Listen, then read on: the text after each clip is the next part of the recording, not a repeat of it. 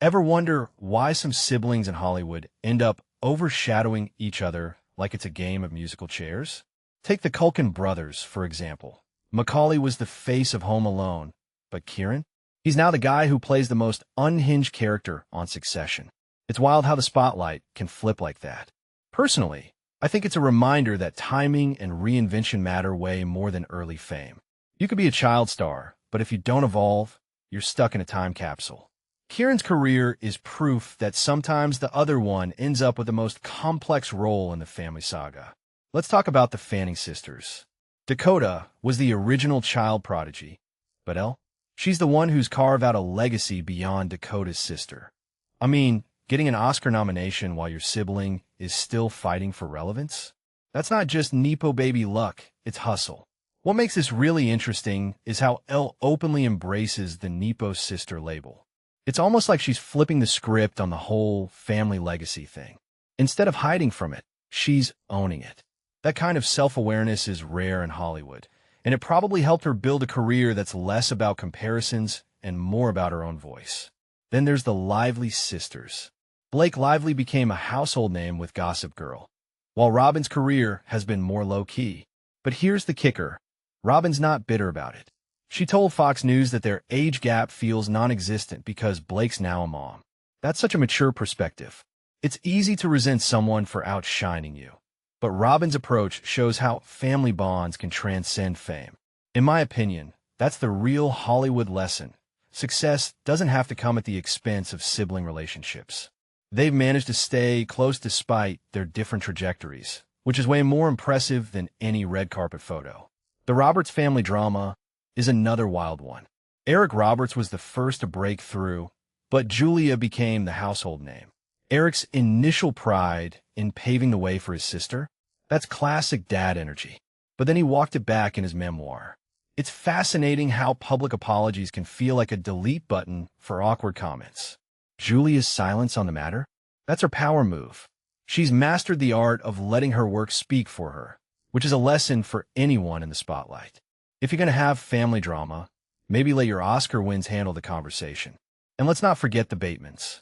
Justine had her moment in the 80s with Family Ties, but Jason reinvented himself with Arrested Development and Ozark. Their relationship is refreshingly adult. No rivalry, just mutual respect. Jason said their conversations are like those with adult friends, which is such a cool dynamic. It shows that even in Hollywood, where sibling rivalry is a trope, some families choose to grow into their own paths without tearing each other down. That's rare, and it makes their story worth telling. The Olsen sisters are another case study in legacy.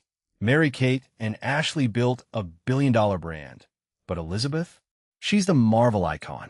It's the ultimate middle child victory.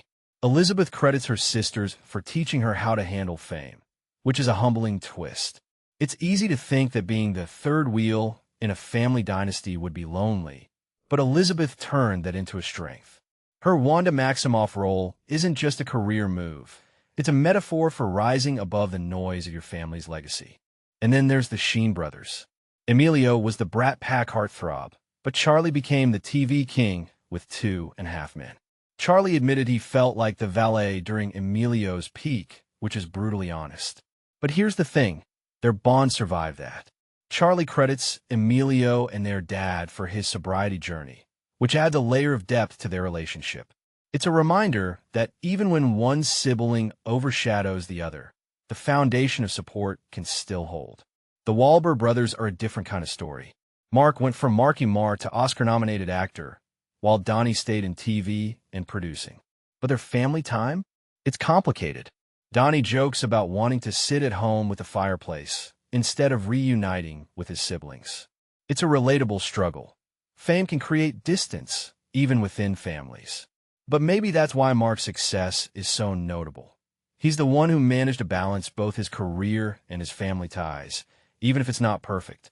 Finally, the Phoenix siblings. Rain started acting in the 80s, but Joaquin? He's the guy who won an Oscar for Joker. Joaquin's family-centric yet enigmatic vibe is fascinating. He jokes about not talking to his sisters, but it's clear they're still his best friends. It's a balancing act, being a private person while still valuing family. That duality is what makes him such a compelling figure in Hollywood. So what does all this say about fame? It's unpredictable, unfair, and often shaped by timing more than talent. These sibling stories aren't just about who got the spotlight.